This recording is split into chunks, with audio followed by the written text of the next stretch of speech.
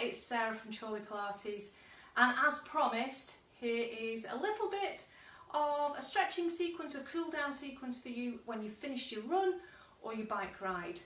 So how many of you do actually bother to do a proper cool down, a proper stretch when you're finished, or do you look at your Fitbit, think I want to beat my time, and you sprint finish to the door? Okay, you jump off your bike or you run to the front door, open it, kick your trainers off, collapse on the couch, and that's you done. And then the next day, or maybe even the day after, you're wondering why you're so sore and achy and you can hardly lift your legs and you're walking around like this. Alright, that's because you've got delayed onset muscle soreness. So what we need to do with a cool down is we need to oxygenate your cells. We need to reduce the levels of lactic acid in the body. That's what gives you that soreness, okay? And we need to give those muscles a good stretch out, otherwise they're going to tense up and they're going to hold it there, okay? They're reacting. So once you've hit your target, you've got to the front door, don't go into the house. I want you to do a slow lap of the next block, or if you haven't got a block, end of the road and back. So whether that's running or on your bike, just at a nice, slow, steady pace. So it's exactly the same movement, but now you're bringing your heart rate down, and I want you to focus on taking big, long breaths while you do that. In through the nose. Exhale through the mouth. Let's get plenty of oxygen into the body. Try not to breathe up into the shoulders. You won't get enough oxygen. Big breath in. Big breath out. Okay, so once you've done that, get inside, kick those trainers off, come and do some stretching. So we're going to start off with the calves. So let's work up through the body. This is also going to stretch the feet a little bit. So I want you to make sure you've taken your trainers off for this. Okay, we want to work those feet and some other bits that you can't really get to if you've got those big thick trainers on. All right, or very restrictive cycling shoes. So let's step back. Now, important thing with stretches is that you don't bounce into them. I often see people just bounce, bounce, bounce, bounce, bounce to get further into a stretch. Ease into it, otherwise you're going to tear something. So stay safe. Push that heel down. Feel that calf stretch out. Now, each stretch I'd like you to hold for 2 or 3 nice long breaths. So again, we're trying to re-oxygenate the body, but also that is going to help you to relax that muscle. Okay, from there into the Achilles tendon, so that's this bit right at the back of the ankle here. So from there, just soften the back knee. So try and bend the back knee, but keep your heel on the floor. Keep that spine tall so that you can fill those lungs with air. Breath in, breath out.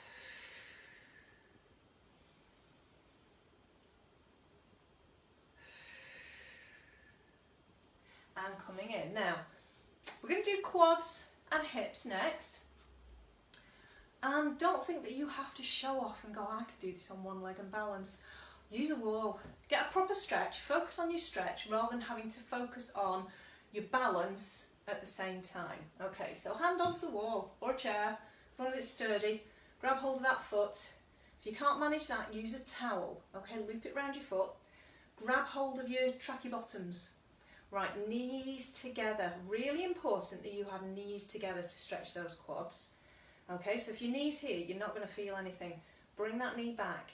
Other thing you need to do is check your back's not arched. And you'll feel the difference straight away. Tension here.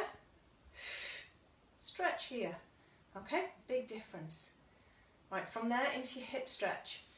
Let's take that leg across. Sit down into your hip stretch. Now I'm applying a bit of extra pressure, hand onto the thigh. Don't press onto a joint, press onto your thigh. This is going to give those glutes and hips a good stretch. Now we're going to go into the TFL. So, TFL, especially if you run and cycle, so you may be a triathlete, you're very prone to getting a tight TFL. Similarly, if you normally have a desk-bound job, or you spend a lot of time driving, and then your other hobby is running, because it's part of the hip flexors, you're probably going to get a very tight TFL, okay, and that can lead to some serious aching in this hip area. So we're going to come to standing hip distance. Now I'm away from the wall, I can't quite reach it because I want to lean in. So I'm going to take my hand to the wall, I'm leaning in, and then I'm going to step this front leg across, okay, and press down. Now, try not to stick your bottom out because you won't feel the stretch there. You need to try and stay upright, and it's this back leg that you're stretching, so you're feeling the hip, but on that back leg, you're pushing your hip towards the wall. And that's a really good stretch. You can play about with it a bit. If you lean a bit further forwards, you might even feel it go into your obliques a little, so up into the abdominal area. So just play about with that stretch and then come up. So we need to do all those on the other side, obviously. So into your calf stretch,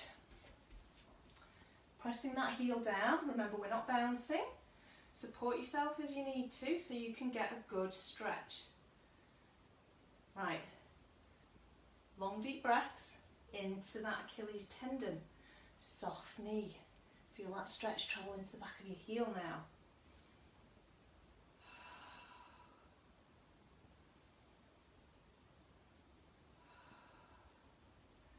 Okay, pushing up, let's come to that quad stretch.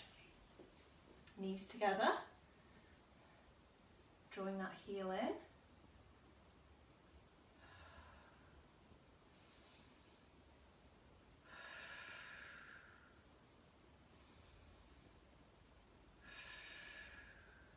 Releasing it across into your hip stretch. Let's sit down. Press the thigh out to the side.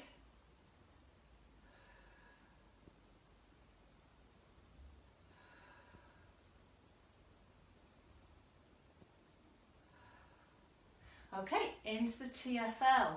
So again, I'm coming away from the wall, leaning into it, step the front leg across into a little bit of a lunge, and then push your hip towards the wall. Stay upright.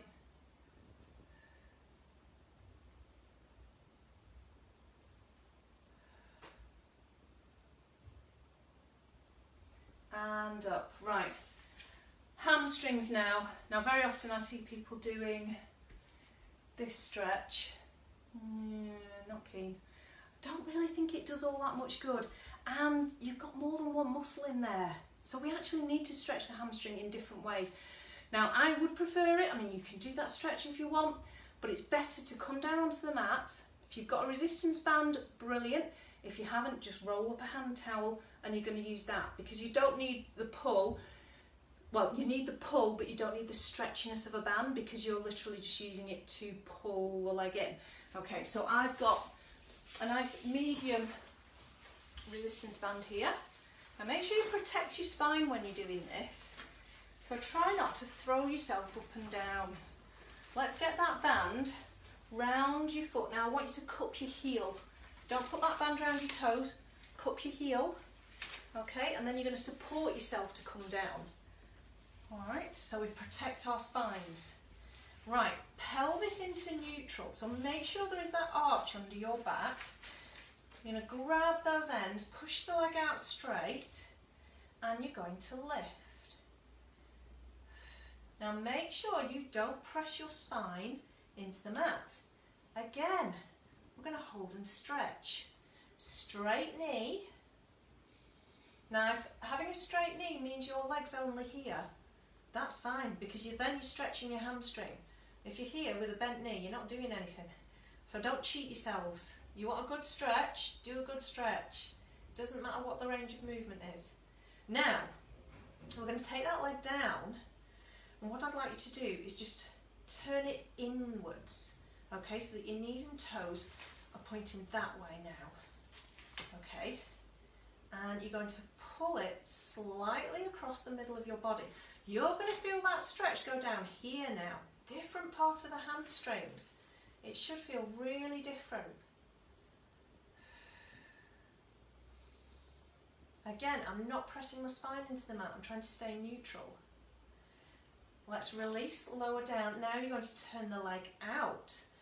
This time as it comes up, think of aiming your toes over your shoulder. Okay, so your leg's slightly out to the side, only very slightly.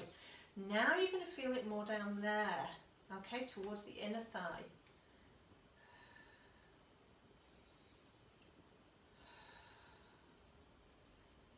You can ease into it and release. Now safely swap over. We'll bend that knee in, take a breath in. Exhale, bring the other leg in. And again, just push that leg out. Start to bring it up. Feel that stretch. Okay, spine neutral.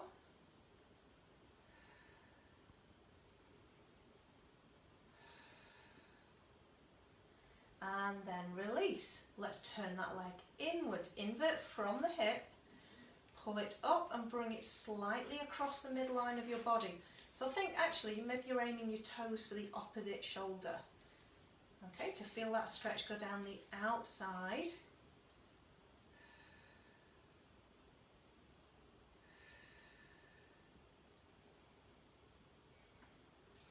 And release. Now let's turn that leg out. Take it slightly out to the side. And again, you're going to feel that stretch in a different place. So we're actually pinpointing individual muscles here rather than just doing one stretch that isn't really all that good at stretching them all at the same time. It only takes a few minutes to do this. So let's release, bend in. Now we need to think of shins and glutes. So we're coming up and over. Shin stretch, onto your knees, sit onto your heels, make sure the tops of your feet are flat, push up.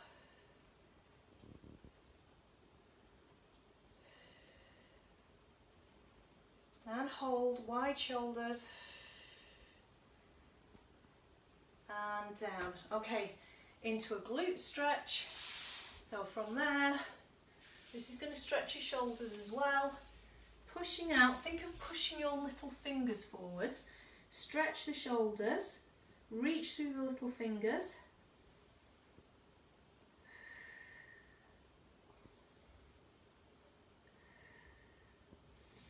And curl back up.